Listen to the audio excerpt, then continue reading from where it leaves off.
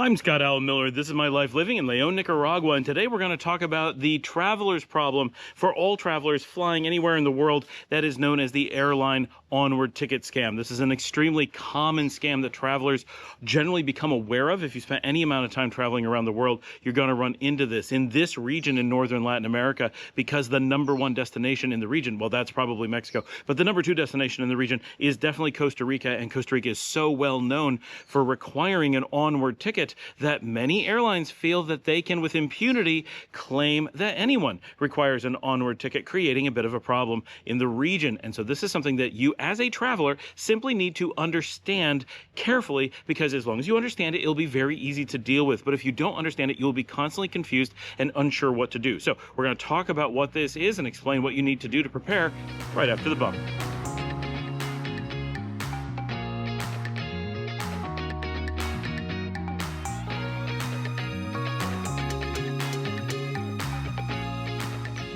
It's an unfortunate reality of travel that when you're moving between countries, you're in a vulnerable position.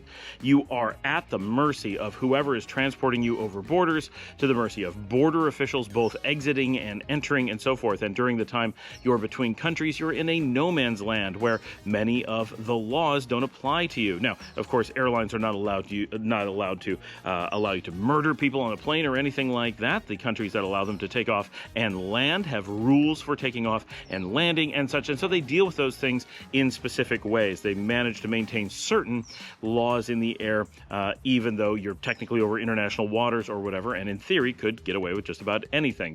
There's ways to handle that, but it doesn't change the fact that there is a time period where you are out of control. You're in a position where, whether it's legal or not doesn't matter, you are not in control of the situation, and you are at the mercy of the airlines. This is one of the reasons why we're so adamant about traveling with good airlines. It's not about getting the best service.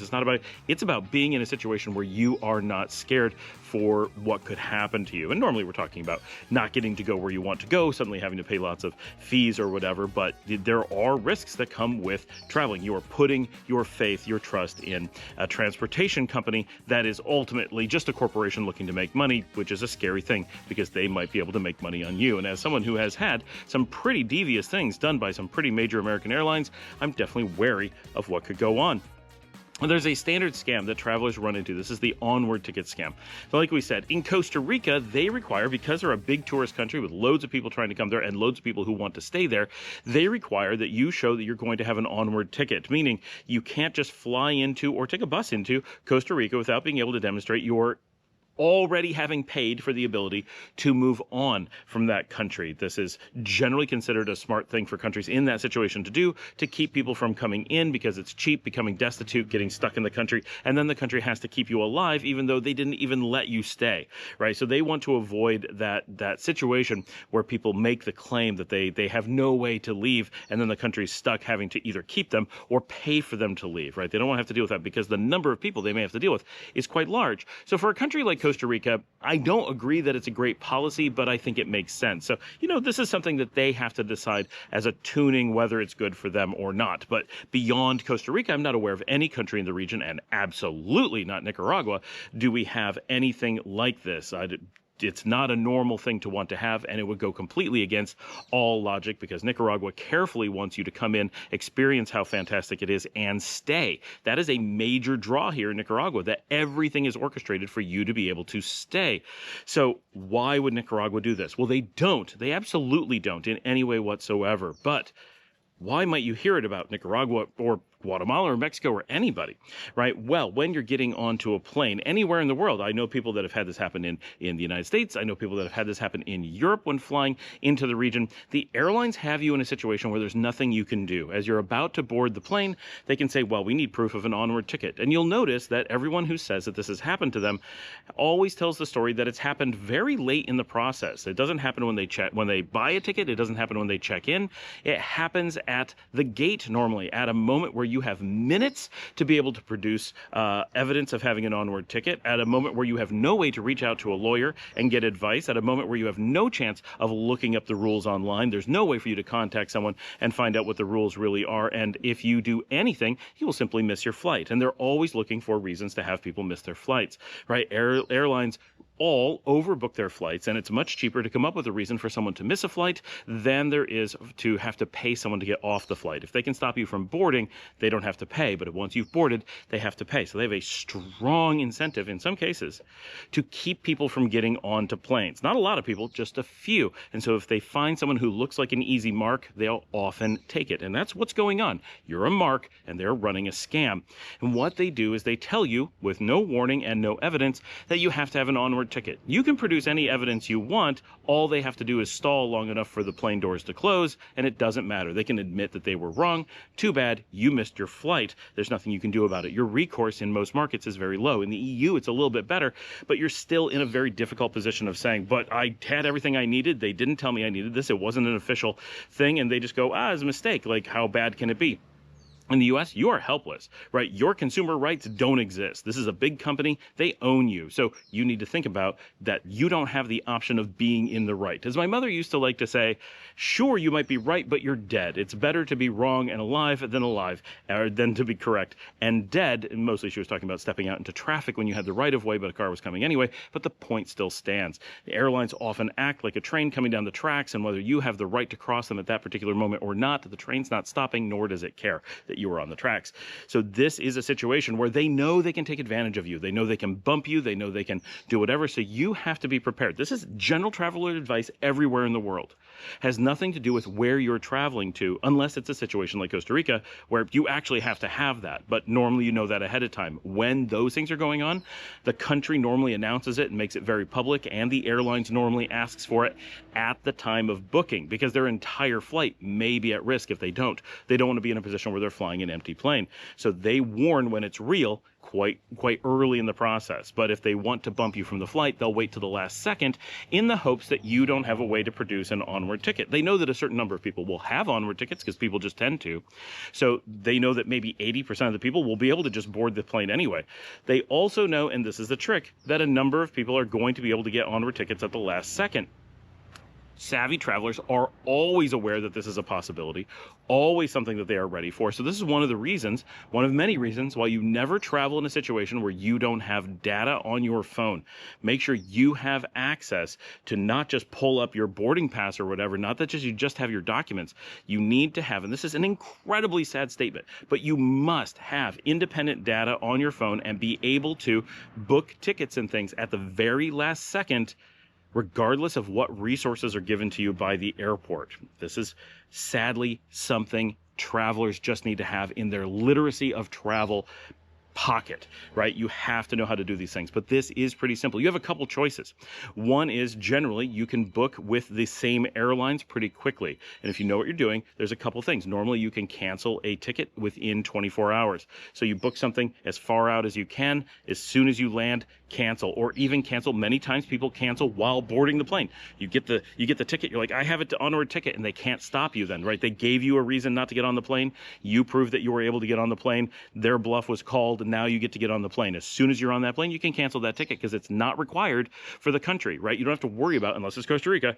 Like if you're coming to Nicaragua, you don't have to show that. Nicaragua has no such requirement. They're not going to ask you for it. So you can cancel on the plane. Even if you're going to Costa Rica, you can cancel once you're through border control. You don't have to use your onward ticket. That's not the requirement. You have to have one. Costa Rica wants you to be able to demonstrate that you could leave within 90 days. Not that you are leaving by that particular route within 90 days. If you walk across the border, take a bus, do something different, they don't care. With Costa Rica, the rule is onward ticket. Doesn't matter if it's plane or bus. However, airlines will run the same scam. They'll say you have to have an onward ticket. You show your onward ticket. They go, well, we don't accept that onward ticket. Well, they don't get to decide which onward tickets Costa Rica accepts, but they won't let you on the plane. Again, it's the same scam. So even though Costa Rica would say, yeah, they have an onward ticket, they're totally allowed over the border, the airline still might not let you on the plane. So there's really important, because when people ask me about this, they're always asking, what does Costa Rica require? What does Nicaragua require? Well, Costa Rica requires any onward ticket. Nicaragua requires nothing. Period. There's no more ifs, ands, or buts. That's it. I've done both of these countries so many times. I'm very used to this, and we're very aware when we go into Costa Rica, we have to do this. And it's simple because we just have a bus ticket back, right? This is not complicated. I show my, I show an invoice. I don't even have a ticket. I just show my invoice for the bus. They're like, yeah, you're cool, right? They're super casual about it. They also know where we're coming from, that we have a residency up here, and they're just like, yeah, we know you're going right back. We're not actually trying to shake you down. We just want to make sure you're thinking about this, and we have some policy we have to follow, but they're totally chill about it. Costa Rica is very cool. It's not that they're trying to create a problem. They're trying to protect themselves. It makes sense.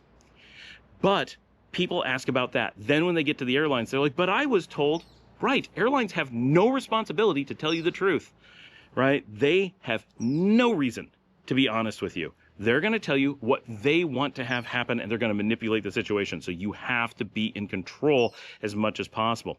Now, you could just buy an actual return ticket, then cancel it. You could buy a return ticket and use it. You have lots of options.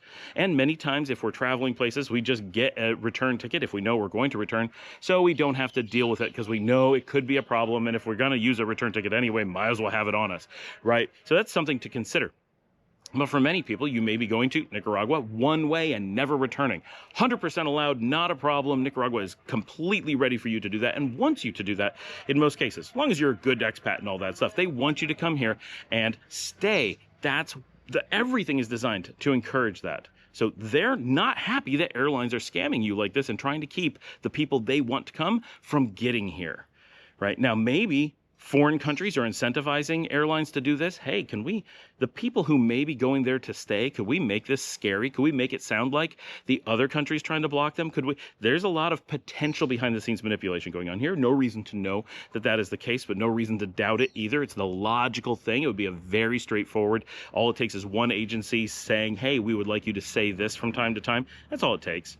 Right? It doesn't need some big conspiracy. It's not some big effort. It's not a big concerted thing. It's just a really obvious way to make it a little bit more difficult for Americans to leave the country, or Canadians leave the country, or whatever. So Spanish, in the case, we have one example from there, right? So these things are pretty easy to just have happen. But the more obvious thing is that airlines have a financial incentive to do this, a big one.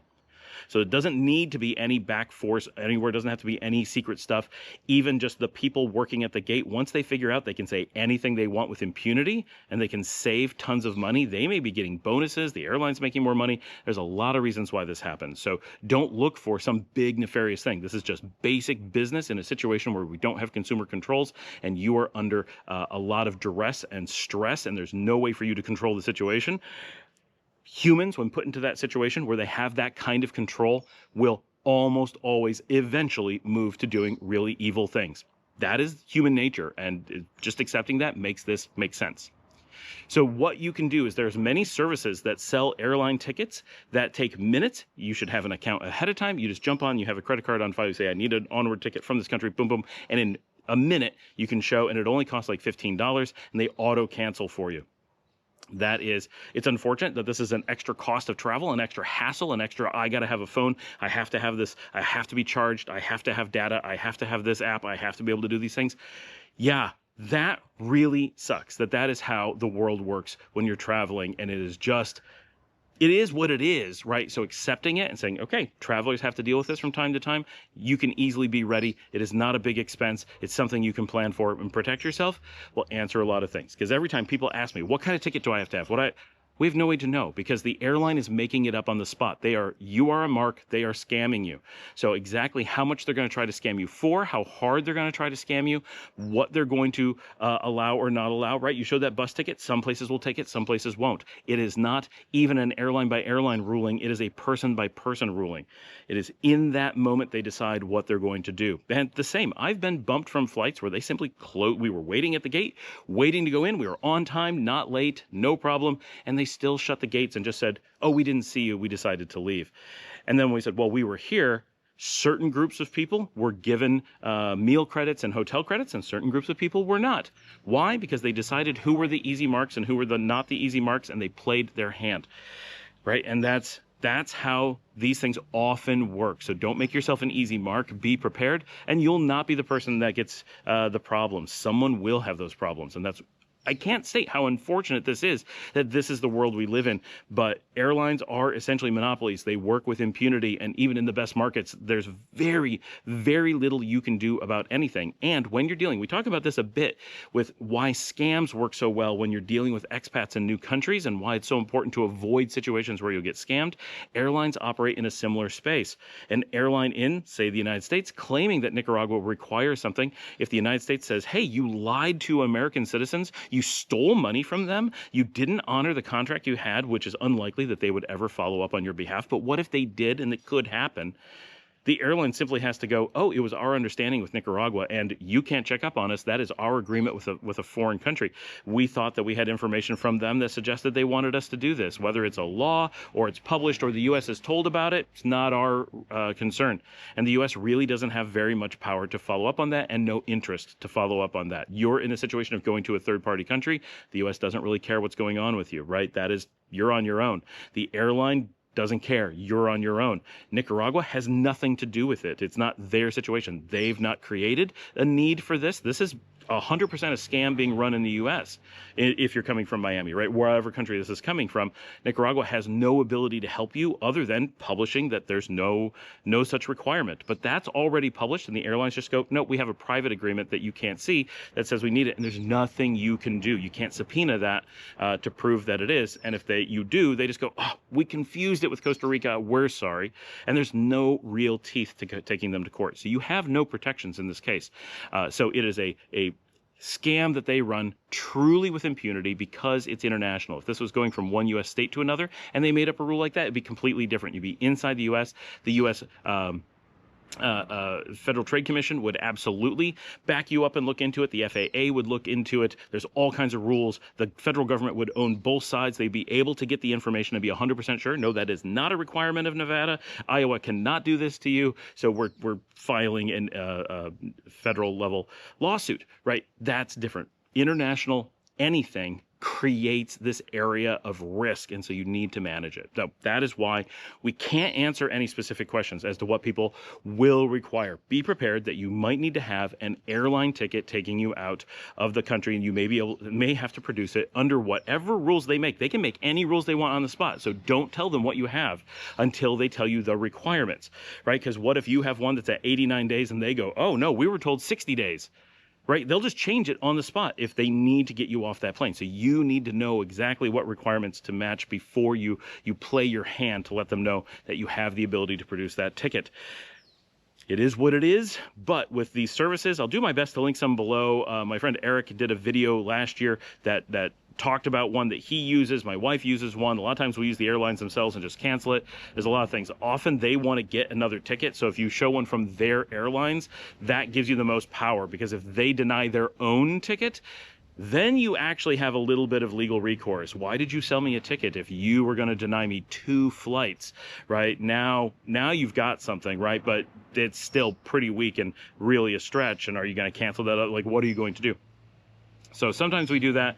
It's just something you need to be prepared for. So I'll put those links as best I can down in the show notes so you can go check out those services. It's not expensive. You don't have to use them all the time. Even if you're flying to Nicaragua on the same airlines, it may be just 10 or 20% of the time that you'll be hit with this problem. If their flight isn't completely full, they're not going to want to take a risk that you call their bluff or switch airlines on them. But if their airline is full and they know they don't have to pay you to get off, then they'll probably take the risk. So it all comes down to things like that. Anyway, it's a good question, and it's a good thing for people to be concerned about, but absolutely none of this is coming from Nicaragua. This is a scam about Nicaragua, not a scam from Nicaragua. So there's nothing you can do on the ground here in Nicaragua or asking Nicaragua for information that's going to give you what you need to know. And that's, again, one of these things that I try to teach a lot is asking the right question. The question here isn't, does Nicaragua require this? It does not, but that doesn't help you. It's whether your airline is going to claim it. What is reality?